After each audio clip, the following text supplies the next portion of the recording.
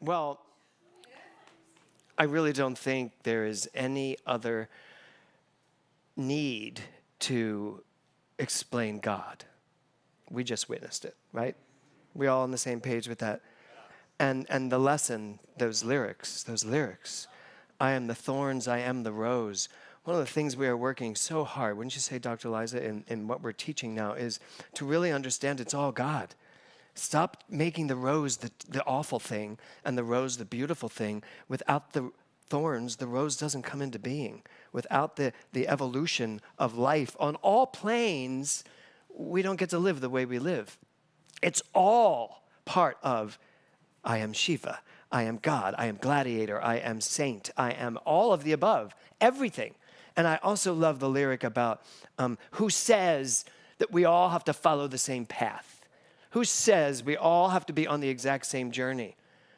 If this world, oh my God, if this world would just be willing to respect one another's paths and one another's journeys and come from love, there wouldn't be so much poverty because people wouldn't be able to let children die and to let starvation happen.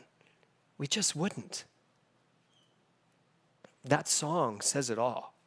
And the other thing is, that song, when I first listened to it, I just sit there and cried because I had to go listen to it like 5 times. I just was like, yeah, there's something that you are. Not that there's God in you. You know, Ernest Holmes was very clear. He goes, let's stop saying God in me. I am a part of God. I am one with God. No, you are one of God. And when he says you are one of God, he means you are of this divine nature, period. Nothing else. There's not a human part of you and a divine part of you. There's the divine human self that you are. And this song so says that in every utterance. And oh my God, I don't know when I've seen someone put so much of their self into a song. I mean, that was it. Can we just give her another round of applause?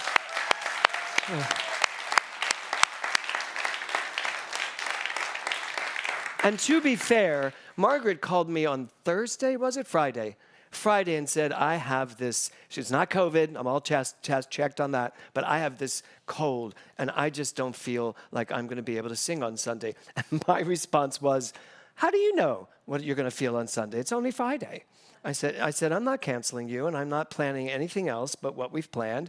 And if you really can't, tell me at the last minute. Mindy and I are used to this sort of thing. We will just jump on something else and pull something out of our hat. And when did you send me that text? This morning? Last night?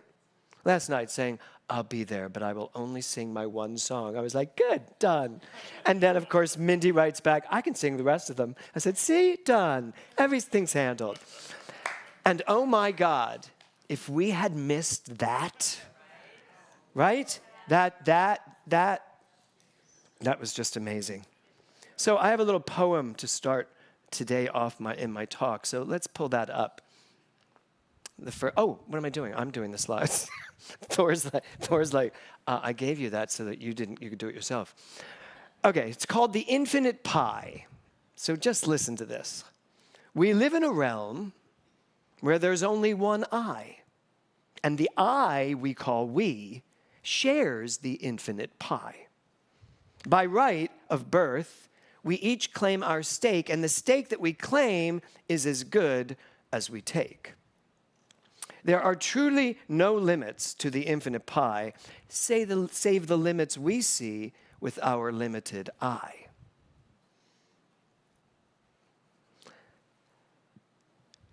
We partake of the pie every year that we live and discover through living we get back as we give. So this is by Reverend Mary Beth Spear, who used to have the church here in Foothills. She was the founding spiritual director of Foothills. Then she went off to Chicago and took over one of the centers in Chicago, and now she still lives in Chicago. And she sent me this. She's writing a book called Meta-Musings. And they're all poems like this. But she sent me this one, or she read me this one, and I went, oh my God, that's fabulous. Because here's the thing. We keep thinking that there are slices of the pie. We keep thinking that maybe we're not going to get a slice because there's only one pie. but there's not. There is this infinite good readily available to all of us. So how does this go into vitality for the month? Because vitality is an energetic field. It is just this bubbling field. It's like what Eric was talking about when he got into that Dungeons and Dragons type thing. Is that what it was? Something like that? Yeah, anybody play Dungeons and Dragons? Okay, nobody plays that either. Okay, good. It's like that. This energy, this thing that comes in and just bubbles you up. That's all I can think of. It just gives you so much energy, this vitality. And you know, don't you? You know when it feels like you're losing it.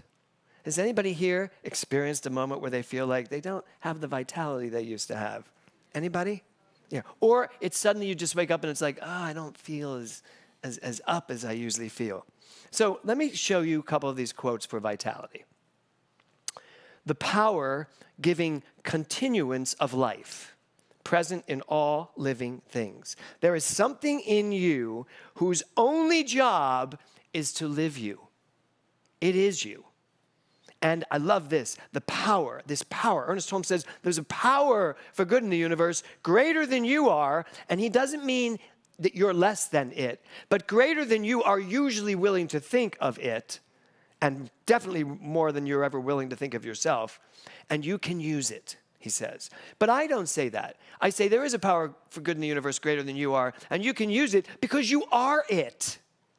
And that's the next step for us. So when it says the power giving continuance of life present in all living things, if we identify ourselves that way, if we remember who we are, that we are life constantly moving through us, is there any time when that life force is not present? No. It's the human condition of mind that talks us into being less vital, that talks us into being less energetic, that talks our bodies into believing it is less than it was yesterday. Another quote is, the capacity to live, grow, and develop. To live, grow, and develop. Now here's the deal. You're going to live until you die, right? Everybody? Anybody going to argue me on that? You're going to live because your body's going to live. Your mind is going to live. Your soul is going to live. You're going to grow. Anybody having a problem with that one? You're going to grow. Your life is going to grow and enhance. Here's the thing. Develop. You will develop to the degree that you decide to develop. You will let yourself develop or you'll hold yourself back. Does that mean you're not evolving? No, it doesn't. Because the vitality inside of you cannot stop. It will grow you. It will move you. It will expand you. And it will develop you to the degree that you allow it to. And this last one, the property of having life. So I have a question to you today. First of all, the title of my talk is The Vital Body. Now, in quantum, we talk about, in quantum metaphysics, one of the questions on the test, I don't even remember now, was something about the vital body. I think it was. But the vital body is not the body you inhabit. The vital body is consciousness. The vital body that we talk about is this field of energy, this field of love, creativity. And it informs, infuses, and embodies you as part of it. And you are this vital body. There's no separation. There's not the vital body and then your body. No, your body is the vital body. That's why I put that picture Lori found it. Why that picture's there. Your body is the vital body because you are consciousness. Look what's coming out of his right foot. All of consciousness just streams through and creates Scott, creates Dr. Liza, right? It just comes through and creates all of us individually. But we start with the same vital energy. We all have the same capacity to create whatever we want. And yet what I'm looking at here today is a room full of people who have all used that vital energy in their own way. They have used this vital body to create a body that you're living in, a life that you've inhabited. You have created that out of all of that stuff. Here's the good news. You don't have to accept what you've created thus far. You don't. You can create whatever you want because that vital body is impersonal. It doesn't care. You want to give it a small life? It doesn't care. It'll move over to Dr. Liza and get a bigger life. It just doesn't care. It just is everywhere. What was that movie this year? It's everything everywhere all at once. And it gives you permission to be the same or to play it safe and have a smaller experience of life. So it's your choice. That's how we start this month. It's your choice. So I wanted to talk about the vital body today. And yesterday in Palm Springs, I gave a different talk. And when I finished the talk, somebody was like, oh my God, you got to give this talk tomorrow. And I was like, no, I have a whole different talk tomorrow. And they said, yeah, but this one wasn't taped. No one's going to hear what you said. I went, I'll give it tomorrow.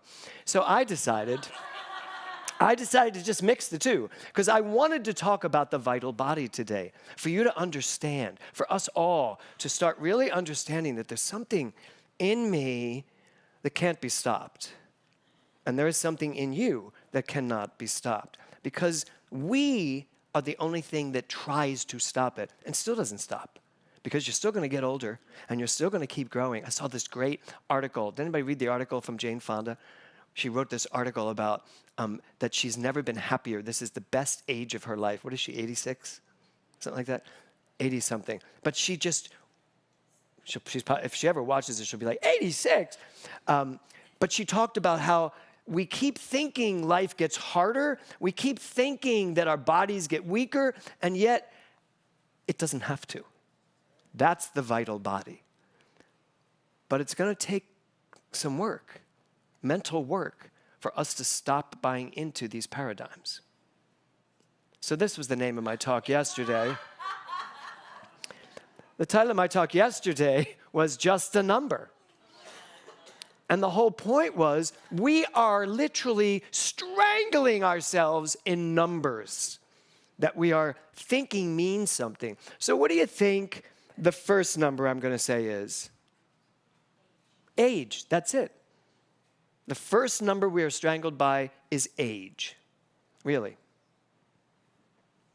Agree or disagree? Agree. Now, some of you may say, no, and you may be in a good place with this. But very often, we attach something to age.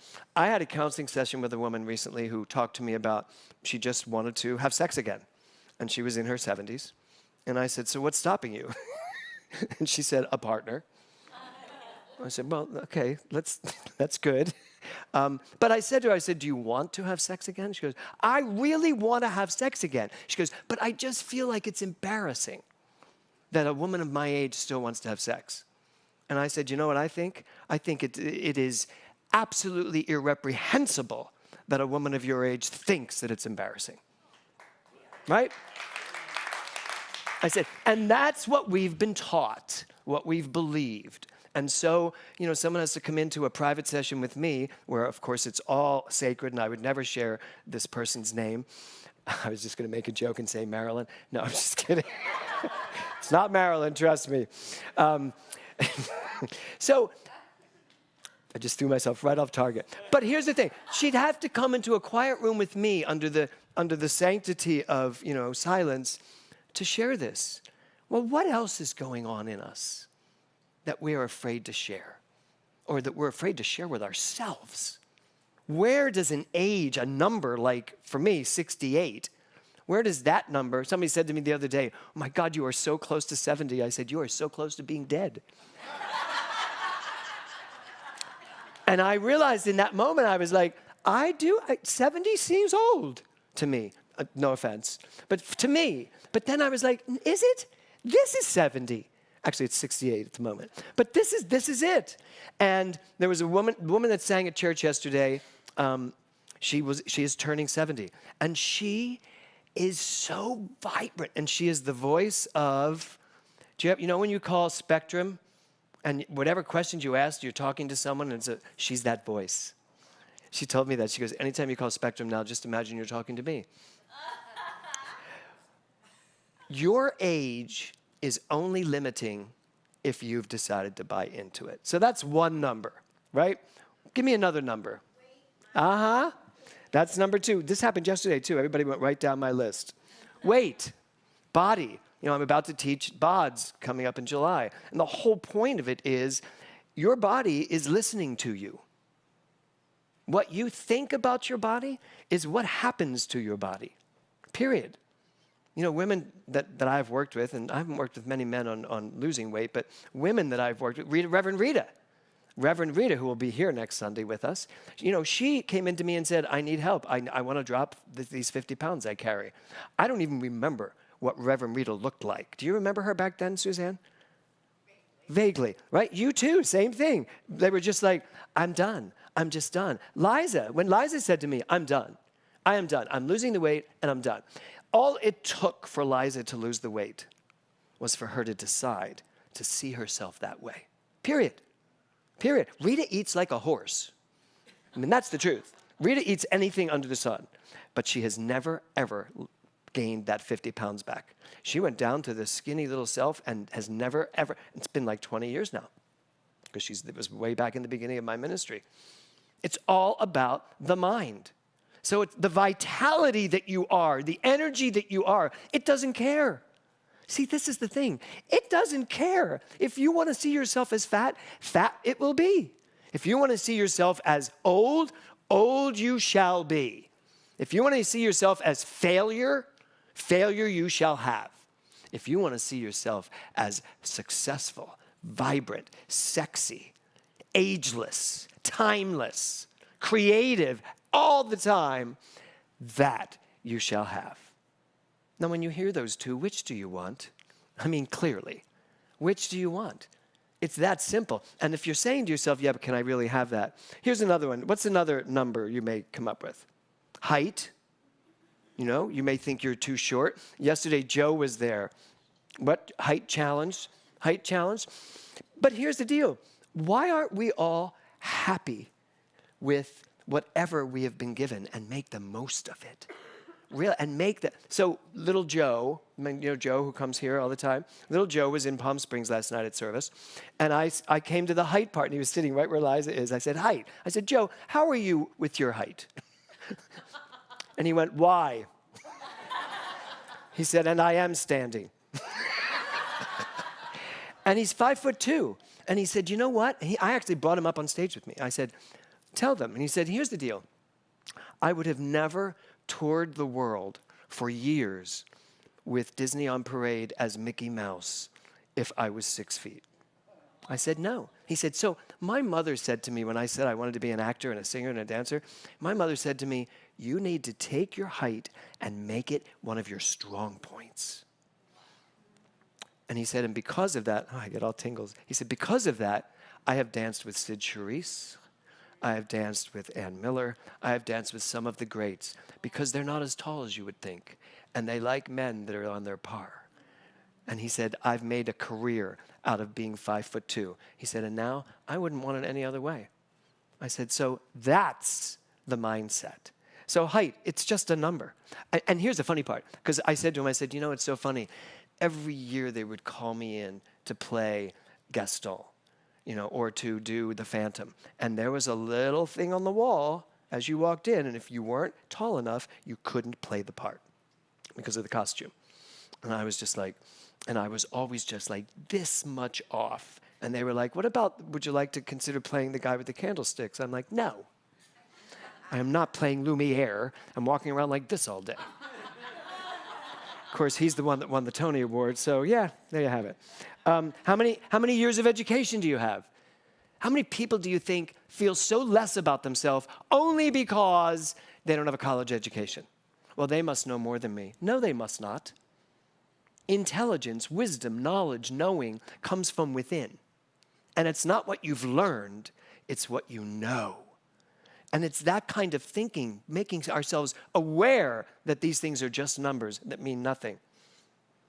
So vitality doesn't care at all and gives all to all. And we need to know that most importantly, vitality is ours to call forth. So last night, I went to dinner after the service, and it was an amazing service, and it was just beautiful and great to see all these people showing up. And I sat down to have dinner, but dinner went really long, and I was tired. I had just given a talk on vitality, and I'm sitting there going, Well, if it's everywhere to pull from, you need to start pulling. Because I was like really tired, and I went, no, you know what? I'm going to stay in Palm Springs. So I went to sleep. I was like, my body's telling me to go to sleep. That's part of vitality, to listen when it's saying, hey, give me a break here, give me a moment. And so I went to sleep early enough that and I got up at 5 a.m. to drive here. I woke up at 5 a.m. and my body said to me, you are a freaking idiot getting up this early. My body was, anybody have that, their body scream at them in the mornings? My body was like, you are not driving right now. You're tired. And my alarm's going off, and Have Yourself a Merry Little Christmas is playing in the background because that's my wake-up call. It's a fun one. It's a good one. And I'm listening to Have Yourself a Merry Little Christmas, and I'm like, maybe if I just sleep for 15 more minutes, and all of a sudden, I remembered my talk. I remembered the vital body. And I said to myself, if I'm really honest and truthful in what I'm teaching and what I believe, then I should be able to pull this vital energy that is everywhere present up in and through me. I should be able to get up out of this bed, get dressed, get into the car, and drive for 2 hours and have a beautiful time doing it. As I did this work in my mind, I could feel a tingling in my body. And I just sat up, got out of bed, got dressed, went downstairs. I was so energized. Because I was planning on like bringing the car up, taking things out. I was like all this stuff, walked it to the car, and all of a sudden I was like, where did this come from? And in my head, I'm like, it's where you said it came from. It's you. It's there. You can call it forth no matter what. Or you can give in and say, I'm exhausted. I can't do this. Now, truthfully, I had to be here. Obviously. I mean, I had to get here, so I had to get up. But the energy, and I got on the road, and then the sunset happened behind me, because of course, I now know the sun rises in the east as I'm driving west. And I'm watching in my rearview mirror, the sun come up and the colors and the vibrancy, and I was like, this is what I need to talk about. That it's everywhere present, or I could have just gone back to sleep and called Liza and said, okay, you're on, because I'm still in the desert. No. And that's a metaphor. Liza, no. That's a metaphor. I could have woken up to the truth that I am a vibrant being with vitality oozing out of me in every orifice. Or I could go back to sleep and pretend I'm just a human. Just a human. You know, sometimes I'm good, sometimes I'm bad, sometimes it works, sometimes it doesn't. Darling? But what about in the nighttime when you said? Hold on. The people online are going to be But like, what who are you about talking to? In the nighttime when you said, you know what, I just got to honor my body and go to sleep. Yes, I did. I went to sleep. So how come it's different? If you're honoring your body, you don't need to summon the vitality, but in the morning you do have to summon your vitality. I think what I'm saying is I did honor my body and get some sleep. But in the morning, I was able to summon up all of that energy. I probably could have done it last night too, and I chose not to. Because, thank you for my last point, this is all about choice. At the end of the day, it's all about choice. Look at you. You came in here and gave a performance that most people couldn't give at their most vital, healthy self. And you summoned it. Didn't you summon it? You asked for hours. You asked us to pour it to you. Last night at service, I was told right before the service started, there was a woman in the service who was coming for the first time who had stage 4 cancer, and that she was really battling it, and it was really not going well. And so they introduced her to me, and I said hello and all. And we were singing.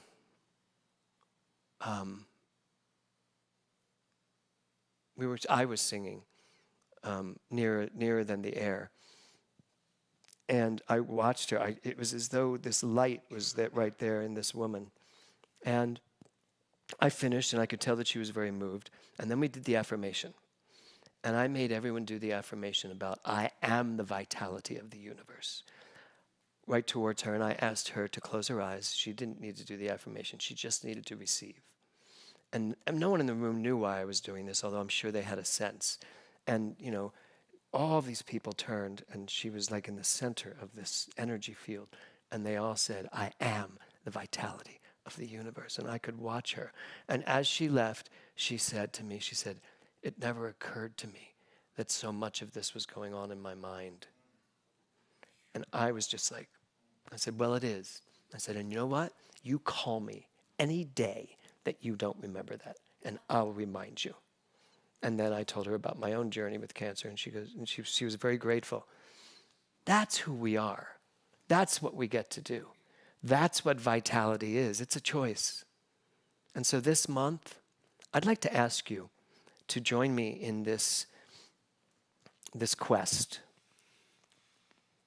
I want you to pay attention to your life and find out what is zapping you of the vitality that is yours inherently and where you're growing it. I'm really asking you, what makes you passionate? What really fills you up? And what tears you down? Whenever I get a little sick, I always ask myself, what am I doing in my life that's zapping me? What's causing this? There's a cause. You know, modern medicine, unfortunately, goes after the effect. They want to fix the effect. And very often they're not even careful about what they're creating on the other side of that. I'd rather always know when something comes on inside of my body. I'd like to know what caused it and go deal with that.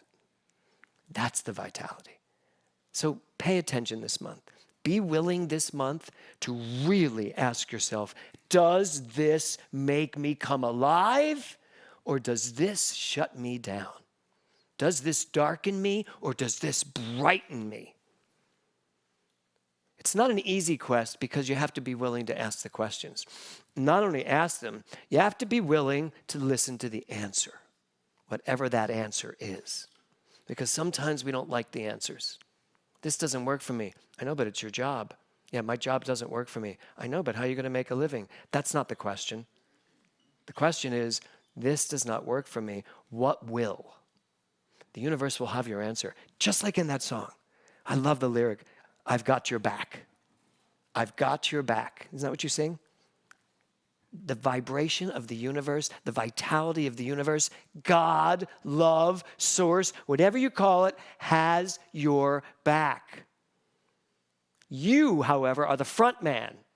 It's your job to decide what you want to do with this vitality, this energy. I'm suggesting this month, you just do with it those things that make you soar, that make you happy, that make you feel vibrant, that make you feel healthy, that excite you, that gives you the passion to live your life audaciously no matter what. You in for it with me?